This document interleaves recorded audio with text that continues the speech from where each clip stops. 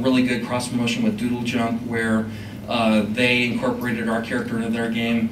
We actually put a complete Doodle Jump game inside of Pocket God, and it did really well. We got like a pretty nice boost out of it. But after we did like 3 or 4 of them, we stopped seeing a boost after a while, and that's one of the dangers that you run into whenever you rely on something like this.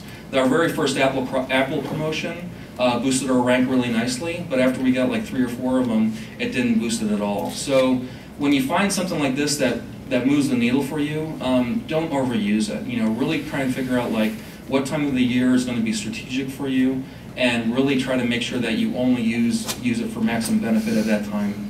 Of course, this is strategy for a paid app.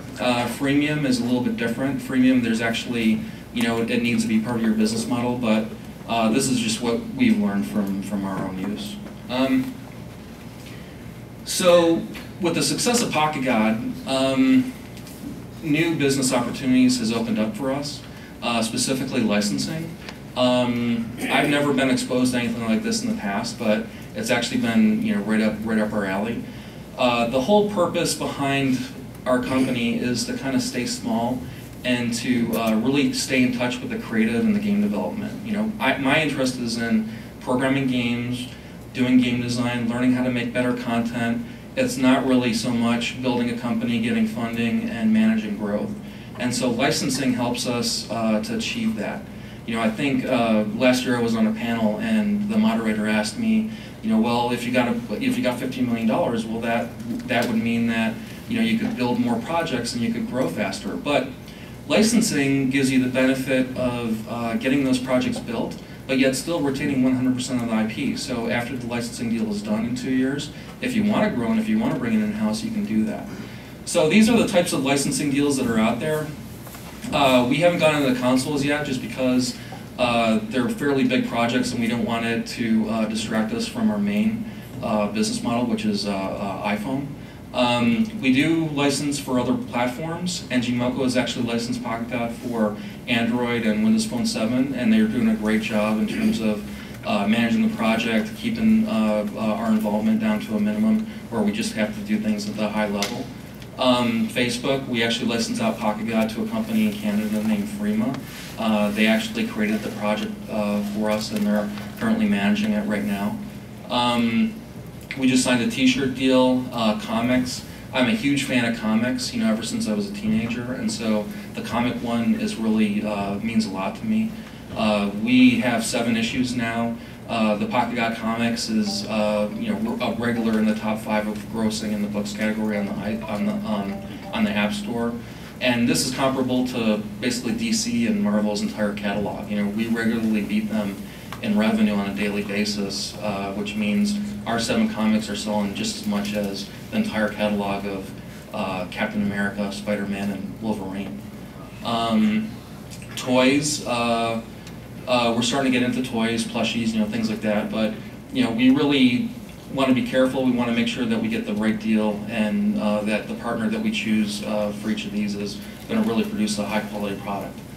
So here's the benefits of licensing. Like I said before, you own 100% of your IP. So typically, a licensing deal might be for anywhere between 1 year to 3 years of time. But then after that, the IP rights usually the rights for that channel usually revert back to you.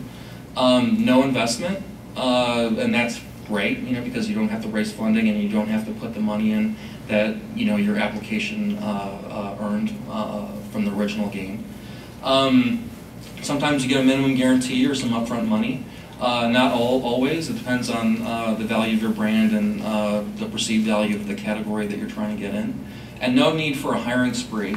This is really important to us because we want to stay small, and I feel that a lot of companies, when they become successful and they start like getting an office and start growing to, you know, X number of people, sometimes you just have a directive that you have to hire 10 engineers and 10 artists within the next couple of months.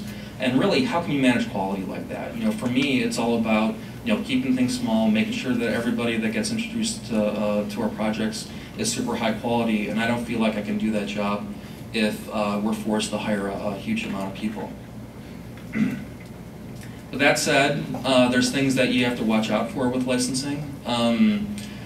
The most important part is that your partner is never going to care about the IP as much as you do. Especially if you're an independent developer, this is going to be your baby. This is something that you worked hard, that you saw become successful.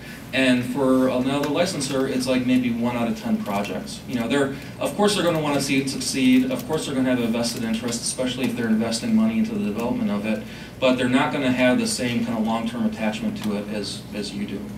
In fact, they're going to have slightly different business goals. Usually if you're a licensor, you want to license maybe 10 IP per year, and you want to get revenue out of it as fast as you can.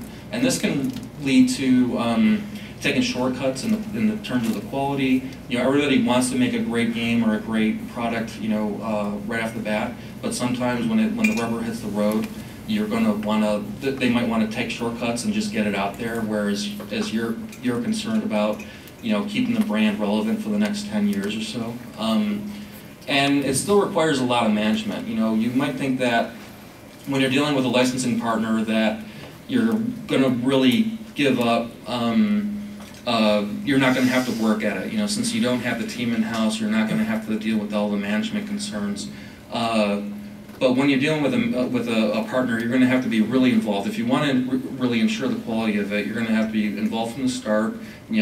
Really set the bar for whatever the quality you want to reach, and then the whole way, keep checking it. We actually have a story about our first foray into the world of plushies, and we wanted to just do a deal. We got a deal out of the way, and things were looking good. The design phase was great. Everything was fine. And then all of a sudden, we received like the batch of 500 plushies, and they were all horribly misshapen and deformed.